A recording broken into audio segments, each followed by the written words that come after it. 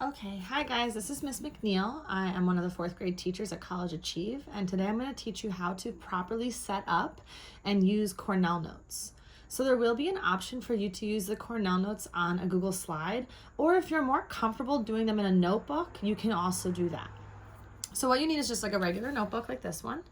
You should have a notebook for each subject, a social studies notebook, a ELA notebook, and a science notebook, okay? And the first thing you're going to do is you're going to take your pen or your pencil and you're just going to draw a line straight across this top line right here, okay? You're going to count 2 lines, 1, 2, and then draw another line like that. Now it doesn't have to be perfectly straight. You can see mine's a little messy, but that's okay. You can even carry them to here if you'd like. It's really, that's personal preference. Then what you're going to do is you're going to draw a box here, and you're going to make another line here. So really you're having 2 boxes kind of like that, okay? On this left box is where we're always going to write our topic, okay? And since I'm making this video on a day we're learning about mountains, I'm gonna call the topic Mountain Ranges of the World. I'm sorry, I'm left-handed, so you guys have to bear with me with this.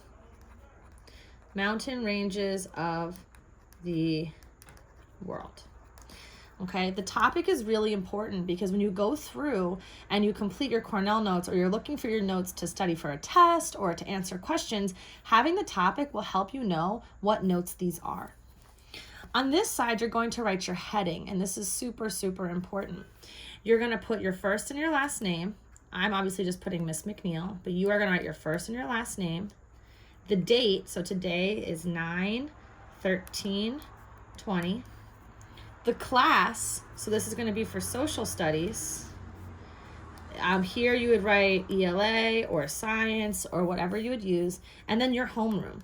So my homeroom is 4B, but if you are Miss Knight's class, you'd put 4A. If you are in Miss Parati's class, you'd put 4D. Miss McMillan's class, you'd put 4C. And my class, Miss McNeil, 4B.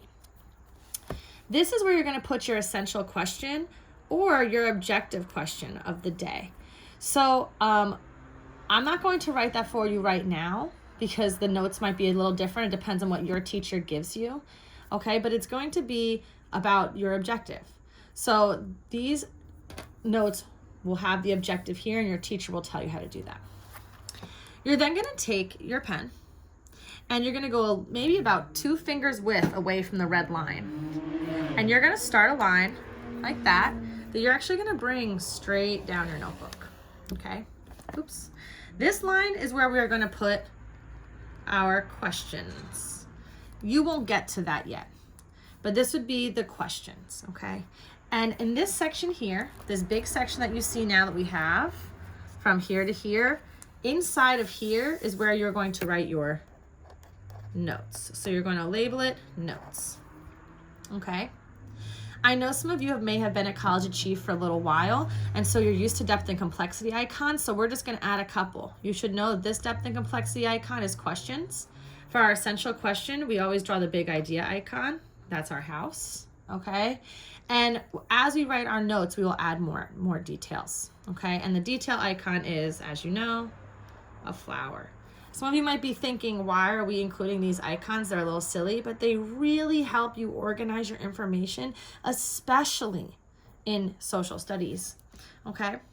So as you're reading the article your teacher is going to give you, you're going to be adding notes in here. And at first, your teacher is going to help you with that.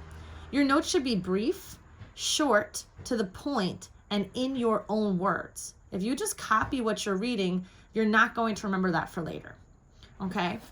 When you're all done taking your notes, you're going to create what's called the summary line. If we finish these notes on one page, we can draw our summary line right here.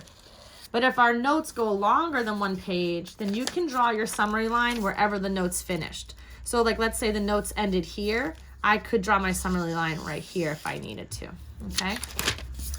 And we're gonna label it summary, okay? The summary is where you answer the essential question.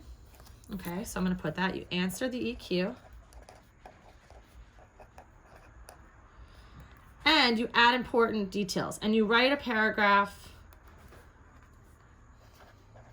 with the important details. Okay.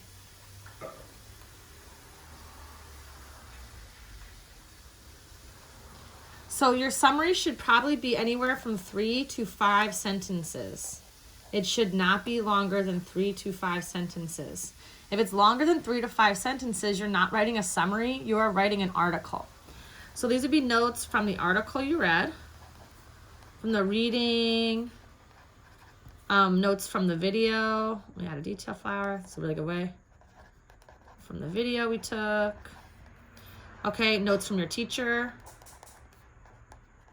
From your teacher or PowerPoint.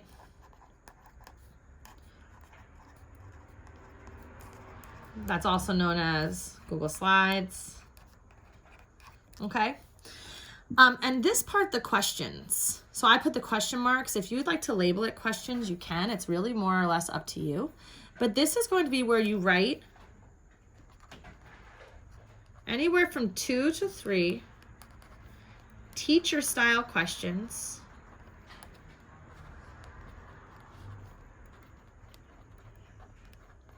about your notes. So basically you'd write questions like it's a quiz, like quiz questions. If you were a teacher giving a quiz on these notes, what questions would you want to ask your students? So the really important thing about the Cornell notes is they're actually not completed all in one day. They are completed over about a week. So that way you're really learning your notes. On day 1 is when you actually take your notes. Okay? So on day 1 is when you take your notes. On day 2, you will do something called annotating them. So that's when you annotate your notes. That is when we highlight vocab. Okay? Underline notes you find interesting, that are interesting or important. And it's also when you'd add more icons.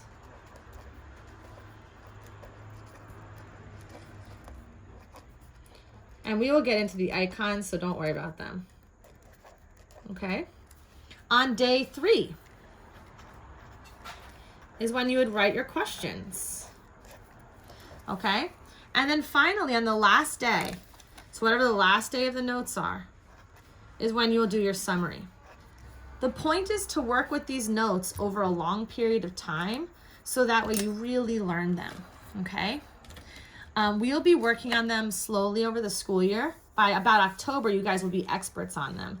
And I want to remind you that these notes can be done on the PowerPoint presentation, the Google Slides that your teacher will give you, or in a notebook. If you choose to do them in a notebook, you might have to send a picture to your teacher. But this is how we set up Cornell Notes. Okay, everybody?